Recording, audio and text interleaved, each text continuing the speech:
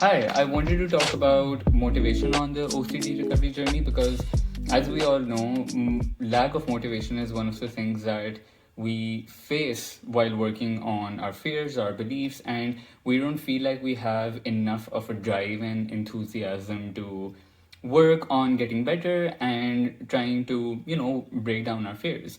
And that's because number one, we are facing a lot of hopelessness. I mean, that's how we feel. We're like, we don't have any hope. We don't understand what's happening. Why are the thoughts not going away? Why are the fears not going away? Why is it so scary? I feel so demotivated. So we are facing a lot of hopelessness and sad feelings all the time. And so that's part of the reason why we cannot feel any kind of motivation. And the second thing is, with so much anxiety and so much adrenaline running through our bodies at all times, obviously our bodies kind of and our nerves get tired. They get quite exhausted, and they are unable to really focus on any emotion or thought very prominently. So we kind of also become emotionally numb at times. And by emotionally numb, I also mean not just about happiness, sadness, anger, all those things, but also at times our passion and drive and enthusiasm in life also gets quite muted. And I think this is one of the things I dealt with the most on my recovery journey, demotivation, because I was also so tired all the time, mentally, emotionally, physically, from OCD, from constantly ruminating and analyzing things in my head, that I didn't feel like I had enough life in me in that sense. And I felt very, very low, and just living life, just letting it go by and just passing each day in and out. So that's how I felt most of the days. And when it came to working on recovery, it was like, why do I mean, it's so much effort and I'm already so tired. Why do I need to do exposures? Who needs to do these exposures? And oh my god, disputing who needs to sit down and write things down, because that's so boring. That's such a snooze fest. Who wants to read? I'm not a reader. I can't even get through like a paragraph without yawning or without thinking about something else. I mean, reading, not for me. And so, what we try to do then is that we wait for motivation to come to us. We wait for ourselves to feel motivated and then do things. And that's one of the things I believed the most. And I feel like it's kind of a myth as well, that the you can do things only when you are motivated. But that's not true, because every single day when we wake up and we brush our teeth, for example, we don't feel motivated. We're not like, today I'm going to brush my teeth. But we do that anyway because we just kind of have to.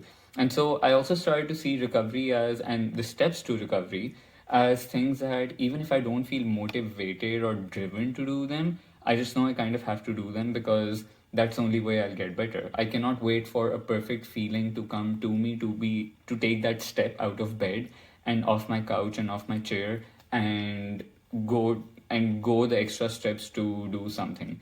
Even something like picking up a book and opening it is like, oh my god, this is going to overwhelm me so much. I can't right now. I'm just going to put it away.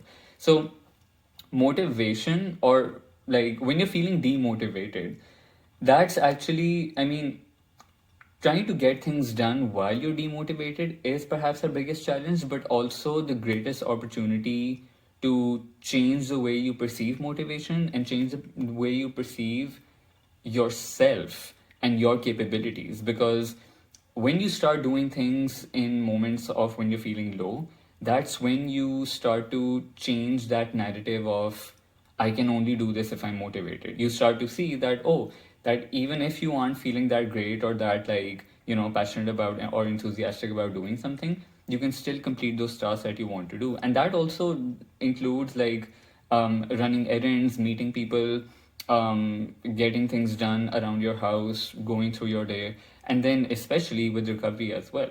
So, motivation, and this is how I see it most of the time now, that motivation is something that you have to create yourself, because motivation is created out of momentum. But by creating, I don't mean you have to force that feeling, but motivation is also like when you create momentum in your routine through habits. So if the first day I start going to the gym, I won't be like, oh, yeah, I'm going to the gym. But it's only when I start to go on a daily basis every single morning is when I'll build that momentum for myself, and is when I'll feel more like, inclined to stick to that routine of going to the gym every day. Because if I go one day and then I'm like, today I don't feel like it, so I won't go, I'll go next week, and it's very patchy and I'm not consistent with myself, then I won't even feel the motivation to do it at all. I won't create that drive and that momentum for myself to carry on with a certain habit. And recovery is like that, because for so long we have been suffering without any like tools. We don't know what's happening, we don't know what direction to go in, and so we put off recovery that way. But for motivation, in terms of recovery, you have to then keep consistency. And that's why we talk about consistency and persistence and keeping up momentum so much. You have to like prioritize recovery in each single day in that way. And I mean, as long as you're not working on it compulsively, obviously, I don't mean that you have to do an exposure every single day or read a page every single day, but don't put too many big gaps in between. So like, you know take an aim like, okay, this week I'm going to read 20 pages of the book, for example, and then you can just like go through your week and see and try to complete those 20 pages. Or this week I'm going to do like at least two exposures that I have on my list. Or I'm going to sit down and dispute at least three rational beliefs that I have listed for myself. So that kind of consistency and momentum and that kind of structure, that loose flexible structure, if you add it to your routine, that's what eventually creates that regularity in your recovery journey. And so my main message over here is that don't wait to feel motivated, don't wait to feel brave and courageous and that like strong passion to do all these things. Do those things regardless, even if they don't in like immediately make you feel happy or like perk up your mood.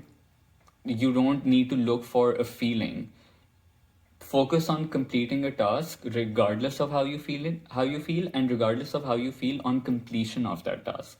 Because searching for perfect feelings and searching for a perfect emotion or like the desired emotion in us is the chase that gets us in trouble. So that's just my short like recap of dealing with motivation on the journey, and I'll see you with another short video soon.